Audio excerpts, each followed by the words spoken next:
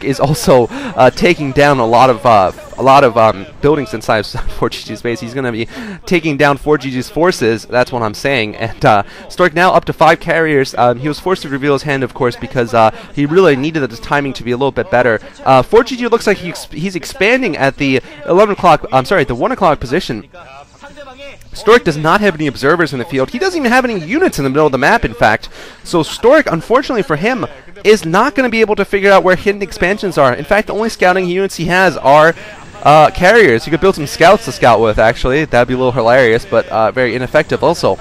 So ForGG desperately trying to throw up some turrets to stop Stork's onslaught here. This is Troy's actually a decent map for carriers because you can attack the main base from that natural expansion, that natural island expansion. There's not much the Terran can do with Goliaths. You know what would actually be brilliant right now? Honestly brilliant if ForGG could figure out that Stork has no robotics facility and switch to cloak rates. I don't know if you'll be able to do that, of course. You might not have enough time to do that or enough resources, but that actually could work. But looks like no, ForGG is going for the dropship Goliath build, and this is what C did against Daezang. He actually won against Daezang using this.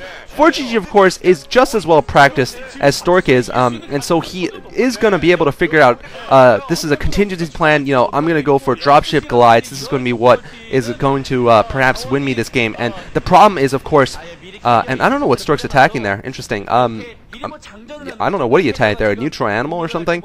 But yeah, Stork. The problem for Stork is he has almost no forces inside of his base, and oh no, Stork is going to get devastated. He only has 4 Dragoons and 3 Zealots will be enough. Come down to micro. ForGG needs to siege up those tanks, of course. ForGG not sieging up his tanks. He needs the firepower from the siege up tanks, but I think he's too busy fighting off these carriers. I think Stork up to 7 carriers here, but no, Stork's forces will go down here, and Stork's main is going to be destroyed, I think, unless he pulls the carriers. No sign he is pulling carriers yet. Oh, loses a carrier trying to kill the simulators, but the simulator is down, so basically ForGG cannot reinforce his natural expansion. Absolutely insane game here. Stork has a robotics facility, so he's trying to drop and get another expansion. Looks like he's going to get the island, or maybe he's going for the main at the 1 o'clock, but he won't be able to get the main. And in fact, he's going for the island, which is lucky for him, because ForGG may not notice this for a while. But meanwhile, I don't know what's going on inside of Stork's main. This is absolutely insane. What a great series between Stork and ForGG. What a great game here, guys, between these two players. I'm going to try to give some very quick shout-outs because, you know, I need to make these shout-outs. These are players who, you know, people who've, whatever, you'll see. Peanut, shout out to Peanut. She's in Korea. She's talking to a lot of new people there in the pro gaming scene. Just very incredible what she's doing. And Stork is losing his main base. Wow, he does have an observatory though, so he is going to be able to detect against cloak rates. That was possibly one thing that could have killed him off very quickly, but now that he has observatory, it won't kill him off so quickly. It won't kill him off at all.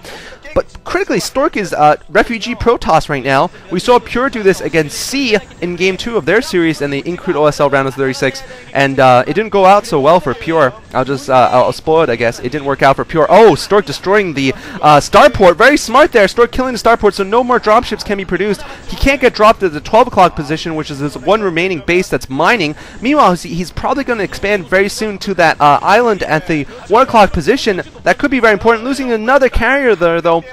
And ForGG is going to lose his natural expansion, although Stork still hasn't attacked it yet, only pumping out 2 starports now, 2 Stargates now. Absolutely wild game here, picking off a lot of glides from the main base, and I think he's done enough damage to the production units and to the infrastructure of ForGG that he could win still, although I give ForGG the lead here still. He still has a couple dropships left. He still has 3 bases to Stork's 1. The main base is gone for Stork. He probably is hurting for food right now, too, for supply. But Stork could take down these Goliaths. Oh, wow, Stork just doing so much damage with these carriers. He's gotten so many kills with these carriers. Absolutely brilliant play from Stork. He needs to be careful, though, not drag those carriers across the missile turrets. But looks like he will pick them off anyway. I think he's at 7 carriers still, despite the losses recently. And just picking up so much stuff there. Still mining pretty much at full capacity, and now going for the natural expansion. Just look at those impotent Goliaths inside the main base. ForGG trying to transfer them. If Stork can pick off those shuttles en route, that will be GG ForGG. But ForGG expanding like a Zerg now, he needs those expansions. He needs to get some factories up there and produce at all places because his ForGG's main base is probably going to go down pretty soon. Shout out to Vilda and her bitter feud against Mr. Bitter. Zerg versus Protoss. Mr. Bitter, a writer for ForGG.com. Vilda, a Swedish fangirl and a Swedish player from a very good Swedish player I've been playing lots of games with. Not very good, actually. She plays Zerg, and I play Protoss against her. And I'm terrible at Protoss, but sometimes I still manage to win. So, shout out to her. Hopefully she'll be able to beat Mr. Bitter someday, or beat him consistently. That's her dream.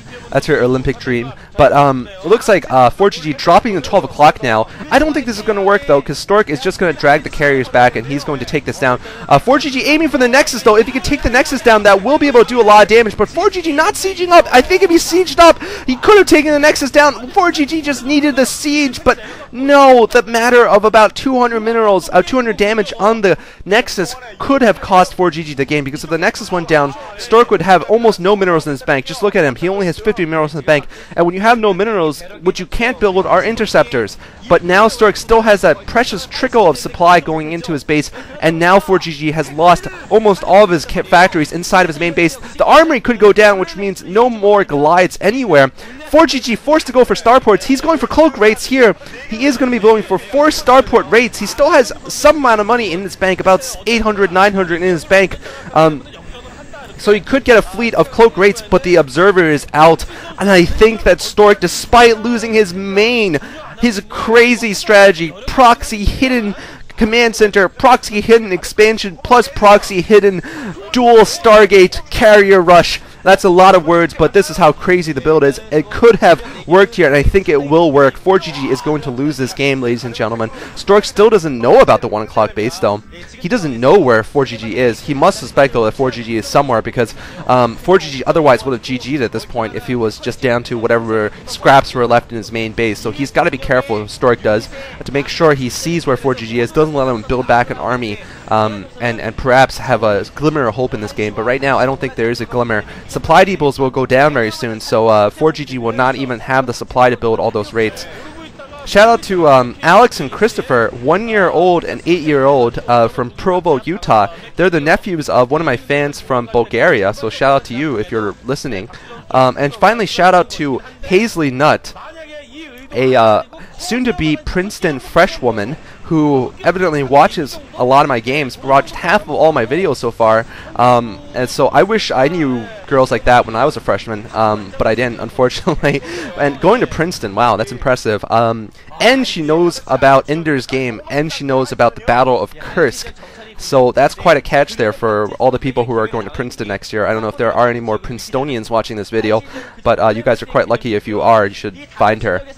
She's probably cloaked, though, to prevent all you desperate fanboys from finding her. So, like Natalie Portman was cloaked, never mind. But when she went to college.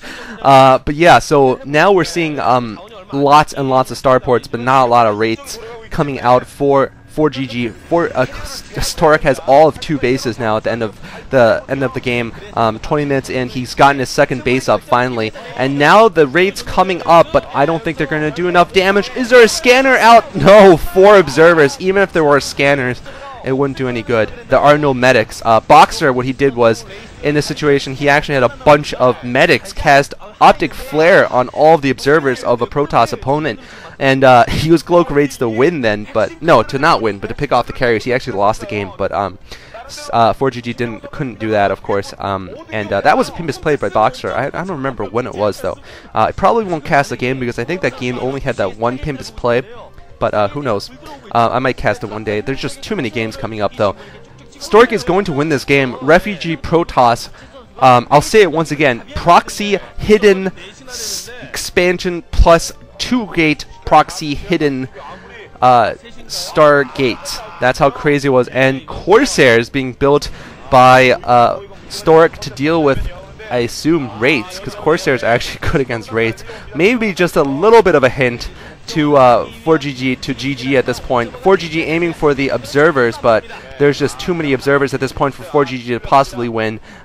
Really, he just really wants to represent Korea, obviously, because he is the freshly minted MSL champion, but he can't this morning's casts of these just 2 games have left me exhausted, I have to say. I've been screaming my head off most of these games because they've been just so exciting.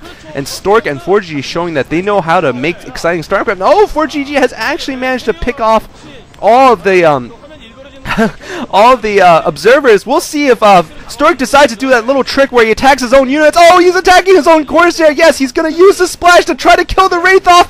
I think he's going to be successful if he manages to do the splash correctly. Oh, Stork pulling off a mini Pimpus play. GG, yo, coming from ForGG. By the way, if you guys couldn't catch what I was saying, what Stork was doing was attacking his own units so the splash damage from the Corsairs would kill the Cloaked Wraith that he otherwise couldn't detect. I can't go over the time, otherwise it'll be 3 video parts rather than 2.